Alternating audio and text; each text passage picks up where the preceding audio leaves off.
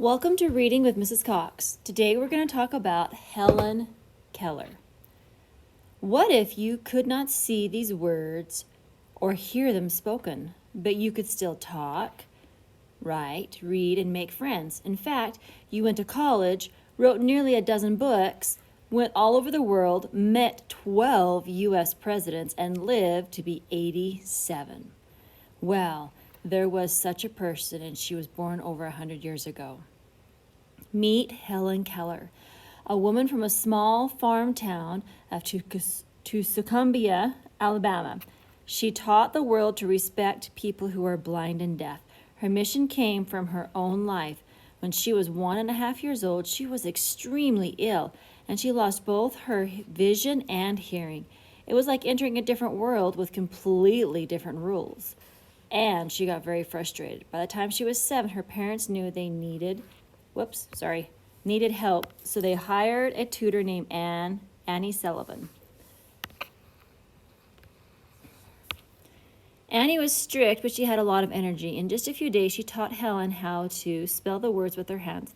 The trouble was that Helen didn't understand what the words meant until one morning at the water pump. Annie had Helen hold one hand under the water. Then she spelled W-A-T-E-R into Helen's other hand. The feeling on her palm turned into a word. Immediately, Helen bent down and tapped the ground. Annie spelled E-A-R-T-H. Helen's brain flew. That day, she learned 30 words. From then on, Helen's mind raced ahead. She learned to speak when she was 10 by feeling her teacher's mouth when she talked. Often people found it hard to understand her, but she never gave up trying. When she was 20, she entered Radcliffe College, the women's branch of Harvard University. A year later, she wrote her first book, The Story of My Life. She would go on to write 10 more books and a lot more articles. Helen also did research, gave speeches, and helped raise money for many organizations, such as the American Foundation for the Blind and the American Foundation for the Overseas Blind, which is now called the Helen Keller Worldwide. Between 1946 and 1957, she went around the world speaking about the experiences and the rights of people who are blind. Helen also inspired many works of art, including 2 Oscar-winning movies, and she received dozens of awards, such as the Presidential Medal of Freedom. That is the highest honor that an American civilian can receive. First question. The author's attitude towards Helen Keller is best described as A, admiring, B, critical, C, neutral, or D, affectionate. Number 14. What caused Helen to understand the meaning of the word water? F, Annie tapped the ground and then spelled the word into Helen's hand. Or G, Annie spelt the word into Helen's hand while giving her a bath. Or H, Annie held Helen's hand under a pump and spelled the word with her hand. Or J, Annie spelled the word into Helen's hand while Helen drank some water. Number 15.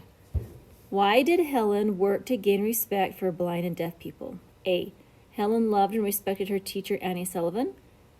B, Helen knew how difficult it was to be unable to see and hear. Or C, Helen was able to speak even though she could not see or hear. Or D, Helen was from a small town called Tuscumbia, Alabama. Number 16, what effect did learning the meaning of W-A-T-H-E-R, water, have on Helen?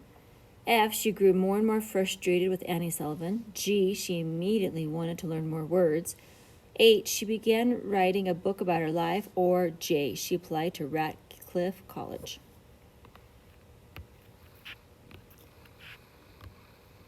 Number 17. Which of the following did Helen do right before she learned to speak? A, she wrote her first book. B, she entered Radcliffe College. C, she learned the word for earth. Or D, she gave many speeches. 18. Why was Helen Keller unable to see or hear? F, she was born unable to see or hear. G, she became very ill in her early childhood. Or H, she did not learn to read or write. Or J, she did not have a good teacher until she was 7. 19. What is special about the Presidential Medal of Freedom? A, the medal is worth a lot of money. B, the medal is the highest honor an American civilian can receive. Or C, the medal is only given to people who are blind. Or D, the medal is only given to people who have died. Number 20. What effect did Helen's life and achievements have on people who met or read about her? F, they felt sorry for her because she could not see or hear. Or G, they learned to respect people who were blind or deaf. H, they learned to speak to deaf people with their hands. Or J, they became close personal friends with Helen Keller. Check all your answers and make sure you're happy with them and turn it in. Thank you.